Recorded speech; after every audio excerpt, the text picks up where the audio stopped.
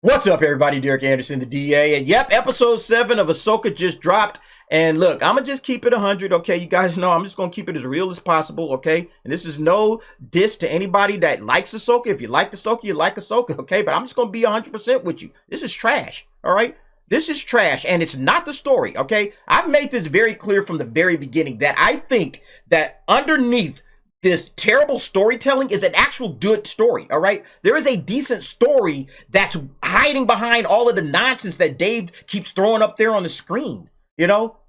And the reason that it's not coming through is because of his storytelling, the way he is telling this story. It's standard Disney Star Wars that does nothing, that can't do anything but play on your heartstrings, all right? It's all about callbacks, it's all about fan service, nostalgia, and memberberries. That's what Disney Star Wars is. That's the only thing they can do right. And I'm not even saying that that stuff can't be a part of Star Wars, because it absolutely can be. But it can't be the only thing that's good about Star Wars. You know what I'm saying? Like, it's incredible. I just wonder, like, if you are just a normie, all right? Like, why would you care about anything that's going on with this show? If you're just a Star Wars normie, if you're just a casual Star Wars fan, if you're not like a hardcore Rebels fan, a hardcore Clone Wars fan, you've, watched the series a bunch of times or even just once through and you liked it or whatever, if you're not that guy, why would you be interested in Ahsoka? Tell me, somebody get down in the comments and tell me, why would you be interested in what's going on in this show? You wouldn't be. Why would you be? There's a good story here. I'm not saying that. But if you didn't know anything about these characters, if you didn't know anything about Ahsoka Tano or Grand Admiral Thrawn or Ezra Bridger or Sabine, if you knew nothing about these characters, nothing at all, why would you care about this show? What is it that's bringing you in? Like, I love this show. And remember, Filoni said, no, you don't need to watch Rebels. You don't need to go back and do 4, seasons of homework to understand what's going on here, but you kind of do, or at least you have to become emotionally invested in what these characters are going through. I cannot imagine anybody being emotionally invested in anything that's going on the screen unless you already know about these characters. See, he's not telling a good story. That's my point. One of the things that I think Ahsoka is suffering from in its storytelling is it's very convenient. Everything that happens in this story happens for the sake of the narrative, for the sake of the plot. We just got to get past this scene. We're going to set this scene up, but we're not going to do things that make sense here. We're not going to have any logic in this. We're just going to set this scene up. Dave's going to find some convenient way to explain it all away. And then bam, we're off to the next scene. And it's like, whoa, hold up, man. Like, character motivations are just completely lost here. I don't understand what you're doing. People are not making natural, logical choices in this story. There's confrontations that need to happen that Dave is just speed running right through. Okay? He's not telling the story. Let me give you an example of that. It's actually at the beginning here. So check this out. What happened in Star Wars Ahsoka Episode 7? All right, so spoilers, by the way, if y'all haven't seen this. But Hera stands before the New Republic Tribunal, where she is criticized for her account of what just happened. She is nearly court-martialed. They spelled martialed wrong. Before C-3PO arrives with a data transcript from Leia, which proves that Hera was right. Court is dismissed, and Mon Mothma pulls Hera aside to talk about the dangers of Thrawn. All right, so all of this was just fat full of convenience. The fact that C-3PO shows up out of nowhere with a data transcript that proves Leia was right was convenient. And the fact that nobody questions it is convenient. Because I was expecting that one senator, when C-3PO showed up, I was expecting that one senator to say, well, wait a minute, hold up. We've been investigating you and interrogating you for like a half hour, whatever it was. Why didn't you just tell us this at the beginning? Why didn't you tell us that you had pre-approval from Senator Organa to go on this mission? Why didn't you say that? Hey, what, can we investigate that? I don't know. This don't smell right. Something's wrong here.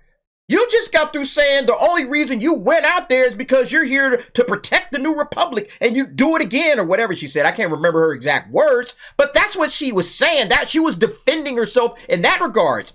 And he even asked her, or even said something about direct orders, like, you ignored my direct orders. All she had to say, no, I had direct orders from Leia, So, that senator and everybody else up on that panel should have been, asking, whoa, this don't make sense, okay? This smells funny, all right? This sounds like a lie. You know, so and again, that's just what I mean by the confrontation that should have been there. That should have been the confrontation that came out of all of that. And no, we don't have like, you know, good writing for that scene, you know? And then Mon Mothma say, all right, yeah, that's it, case dismissed, you know, and she just walks away. But even Mon Mothma knew, yeah, that's BS, come on. She walks up to Hera, yeah, you know that was BS. She's like, hey, right? Like, Mon Mothma's the only one that can see through that, but nobody else can? I think that senator did kind of see through it, but it's like, hey, have that conversation, have that confrontation, or don't have that scene at all. You know, like if the point of all of this is just for Mon Mothma just to later on pull Hera aside and ask her about Thrawn, then just jump to that. Avoid all of that gobbledygook. But you know why they did it, right? They did it so we could show C-3PO. You know, Admiral Akbar was up on the panel, right? So we can show Admiral Akbar. So we can name drop Leia, okay? Remember C-3PO? See, that's what this was all about. That's what that entire scene was. It's classically what's wrong with Disney Star Wars. Scenes that don't make sense, jumps of convenience, just let's get this out of this conveniently, let's get on to the next. But the whole purpose is so that we can do the memberberry crap. And that's what's frustrating about this series. Because again, there's a good story here, but it requires intelligent, you know, writing in order to pull it off.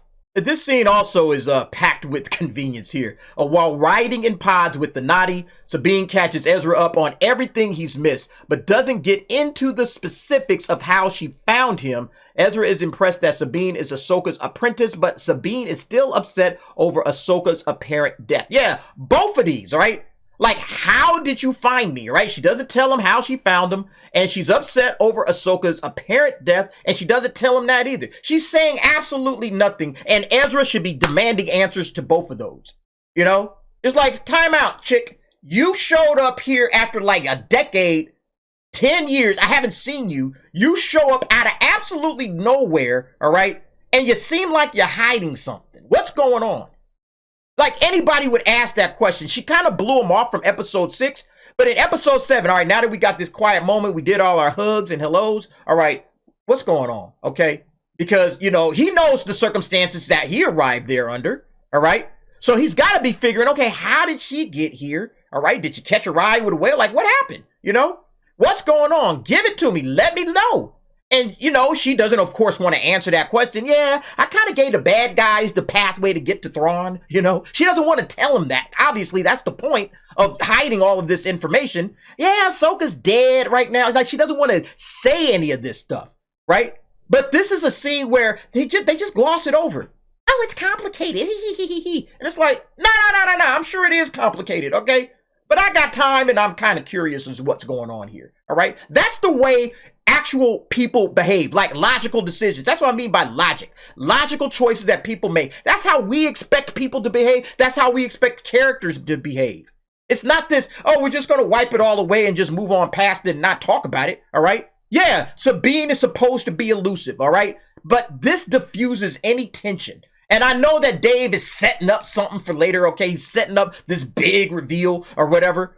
But, and honestly, it's like, don't have a scene like this, all right? Then this scene just kind of diffuses any of that tension from later down the line. Like the moment she mentions Ahsoka, oh, Ahsoka's training you? Well, shit, she must be coming. When'd she get here? You know, he should be like enthusiastic about that. What's going on with Ahsoka? It's complicated. No, wait, time out. We can't do that, okay? There's serious stuff going on. I know there is because Thrawn is on the same planet as me. And he's been hunting me and I've been ducking and dodging and trying to avoid this cat. All right, how did you get here? What's going on? This can't be the way you're hiding something and the way you're saying things is kind of bad. It's like, stop, everybody stop, sit down. We got to figure this out. Okay, stop your shells. Everybody settle down for a minute. All right, talk. That's what a natural conversation would look like. And that would add so much to this story. The tension right then and there. Okay, instead of pushing it off because Dave wants to put that in episode 8 or whatever. Once again, this is dull. This is pointless. It feels like filler. Okay, there's no point of this scene if she's not going to say anything. It's because she already did that in episode 6. So there's no point in this drawn out scene. It doesn't tell us anything about the characters. It doesn't tell us anything about Sabine or Ezra.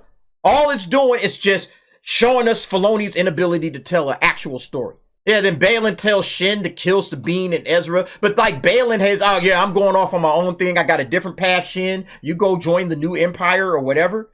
And it's like, well, what's your path? Bro, we concerned about you. But again, I guess we got to wait till the next episode to figure all of that out. All of this stuff is just filler, all right? It's like the first wrong thing he did with this character. All of this stuff is just stupid filler, right? Yeah, and then there's this part. Meanwhile, Ahsoka eventually lands on the planet and engages in a duel with Balin while Hu Yang pilots the ship above. Yeah, remember, Ahsoka had used the Force to kind of pinpoint exactly where Sabine was on the planet. Like, I know where he is. I know where she is. Let's go. You know, like she's using the Force to kind of connect with her. And then Sabine feels something. Ahsoka feels something. It's like, bam, I know where she's at. Let's go. But then she lands on the planet next to Balin. Like literally right there next to the guy. So it's like, wait a minute, why did you land next to him? Why didn't you land next to Sabine?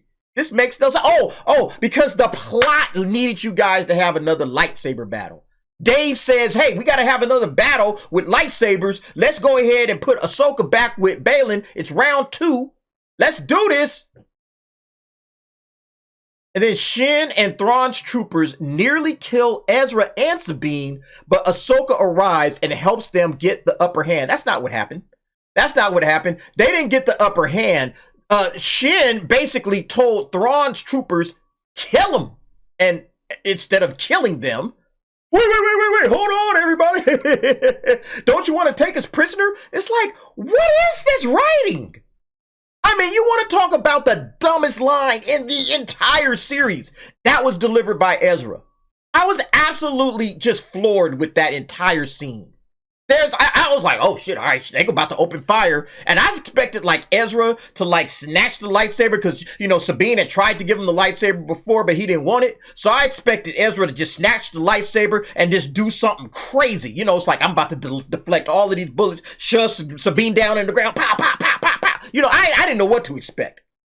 And then he comes out there, don't you want to take us prisoner? I'm like, Jesus Christ, man. What the hell is going on, Dave? Dave, you can do better than this, bro. This is absolutely embarrassing. But again, it's that convenience, okay? I write stupid characters that don't make sense, all right? Character motivations don't make sense. The plot is just all over the place, right? And then Ahsoka shows up, you know, and saves the day and all of that crap, which, okay, you know, it's Ahsoka's show, but it was just like, this is bad, man. This is just really, really bad writing. And again, this is what we've been dealing with this entire series, and it's just frustrating. And, you know, they send in Ezra coordinates to Thrawn, all of that stuff. Now, I thought that they did a decent enough job trying to show Thrawn's, like, intelligence.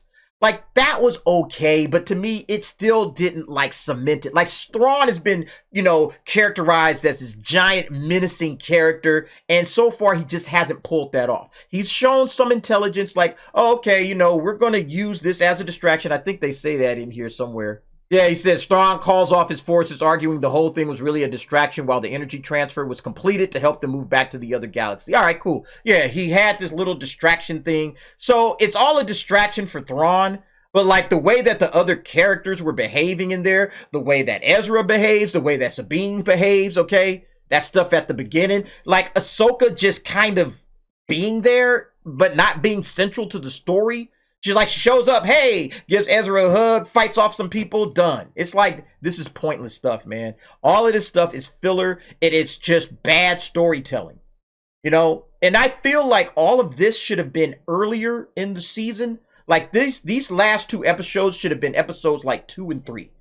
They should have gotten to the point a lot quicker and then given us an entire run-up of Thrawn manipulating, getting back to the galaxy and just manipulating everybody, because that's kind of what people want to see. They want to see Thrawn, if you're an old school Rebels fan or whatever, you want to see Thrawn in action, going back, manipulating the hell out of everybody, you know, running circles around the New Republic. You know, that's the stuff that we are waiting for, and they're just dragging it out. Like, man, we're going to wait until like the 3rd season before we get to see that stuff. But anyway, folks, that's it. That's just my thoughts on Ahsoka and where the series is at right now in terms of the overall feel. It's just disappointing. It's just a disappointing series because I was looking forward to this in terms of the characters that were involved. I like the character of Ahsoka. I like the character of Thrawn. I was looking forward to seeing what they were going to do. And you know, again, he has a good story. Filoni actually came up with a decent enough story, but he's just not pulling it off. He's not telling the best version of this story. You know, he should have probably hired some really good live action television writers. He should have hired some people to help him kind of craft the narrative and the character development and everything, because they could have brought out the best of this story instead of just giving us what he's given us. You know, I give this episode a 3. Again, this episode is a 3. Overall, the series is still below average. In my opinion, he hasn't gotten back to that average, you know, since episode 6, because episode 6 I felt didn't give us anything, you know. And yeah, I felt like there was so much more that this series could have offered. He's just not giving it to us, you know, in terms of the story. Now, we'll have to see what happens in episode 8. Maybe episode 8 is a banger and it just knocks this all the way out of the park and it just redeems the whole thing, but I doubt it. You know, I don't see how you redeem 7, you know, average to poor episodes with maybe one good episode in there, average to poor, and then you redeem it with a banger and then all of a sudden the series is great. I don't see it that way, you know? So anyway, that's my opinion on that. You guys let me know what you think. Jump down in the comments. Give me your thoughts and opinions on that. Thanks for watching. See you next time.